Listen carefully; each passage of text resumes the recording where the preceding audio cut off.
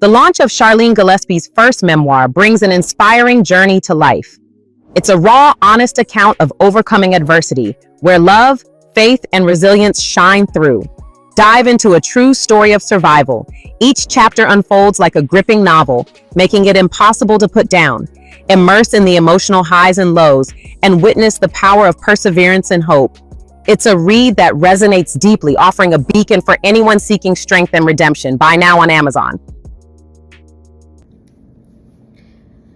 Hi guys, I just wanted to make this video.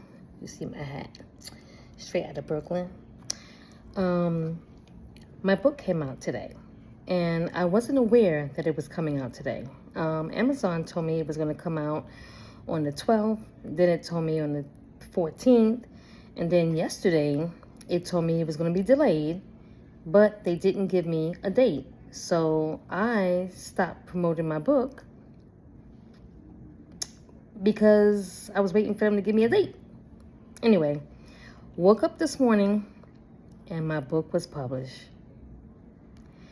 So I had to start posting on social media, on YouTube and Facebook and TikTok and Instagram, and sending the flyers via WhatsApp to those of you who do not have WhatsApp. And I was just trying to promote the launch of my book, right? Anyway, I am so elated right now. You just don't know, okay? There was a friend of mine. We go way back. We go back to elementary school, but we really didn't become close until junior high. And she reached out to me and said she purchased my book. And I was like, yay, thank you. I appreciate you. And then it just kept coming. People would send me text messages, screenshots that they bought the book. So I'm very grateful. This book was a long time coming, and I wasn't trying to really write the book, to be honest with you. After I had my stroke, I wanted to just move on. I wanted to move on.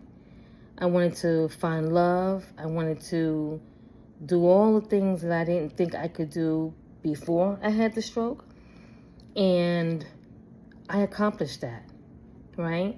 But something kept tugging at me that I need to write the book.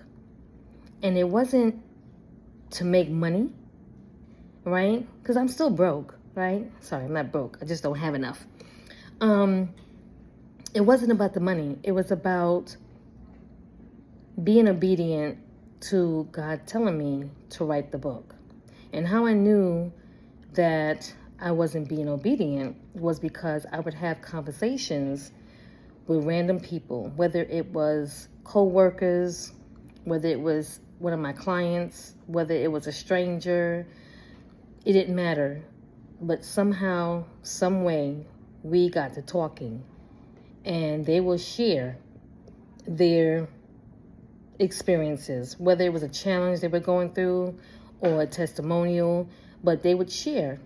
And when they shared, because I can identify with what they were sharing, I shared. And when I shared, they were like, girl, you need to write a book. So this happened with domestic violence. It happened with domestic violence. It happened with health issues. You know, someone's having health issues. We got to talking, and then they find out, oh, you had a stroke, and you look like that, and you could talk, and you could walk, and you don't have any, anything wrong with you. It's crazy, but that sparked up a conversation, and then it led to, you need to write a book. So because of that, I decided about 7-8 years ago to start writing a book. However, it wouldn't move as quickly as I wanted it to. Because I had children, I had a husband, I had a business, I was working full time. I was just busy. And writing a book takes time. And so because I wasn't healed, I, just like regular people, just like you and I, we just go about our business. Whatever happened in the past stays in the past. Doesn't affect our future. It does. And so, did it affect my marriage? My second marriage? Yes, it did. Did it affect the way that I move around people and raise my children? Yes, it did. So eventually I had to get healed, because every time I would sit down and write the book, or at least some parts of the book, I would be upset, I would be angry, I would be sad. All these old feelings would come up, and I just couldn't move forward. And there the book stays in my computer, in a drive somewhere, C drive somewhere, and labeled Charlene's book. And it's been like that for years. And then it wasn't until my 49th birthday I decided I'm going to change things. And I went through a healing journey. And I healed from many people in my lives that have hurt me.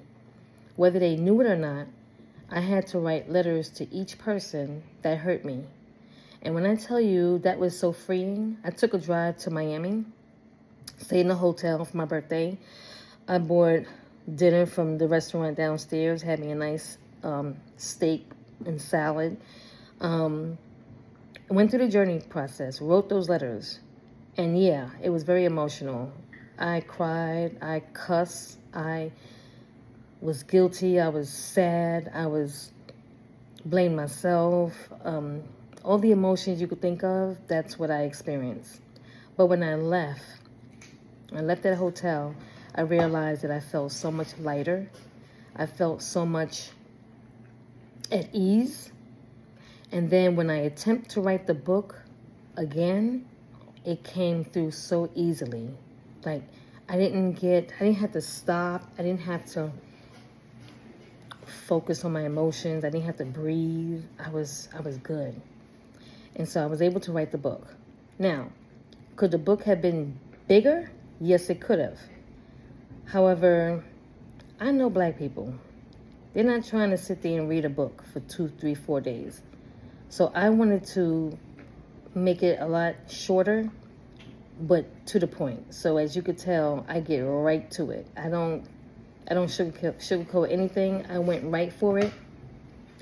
I wanted to let you know how I was as a kid growing up, leading up to my dating age, to my marriage, to my divorce, and so forth. So I did that because there were different stages in my life that I wanted you to know.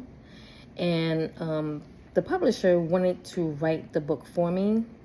Of course, they would interview me and then write the book. And that would have been no problem. But I'm Charlene. And I wanted you to come into my world. I wanted you to read the way I thought. I want you to be in the present moment where I was at the time, how I thought, how I spoke. I didn't want it to be changed. I didn't want my lingo, my language that was in the book to be changed to proper English. I wanted it to be authentically me. And that's what I did. So it took longer because I didn't have any help. This was all me. And for those of you who don't know, and I might be spoiler alert, but the stroke did some damage to me. But I think with family and videos and just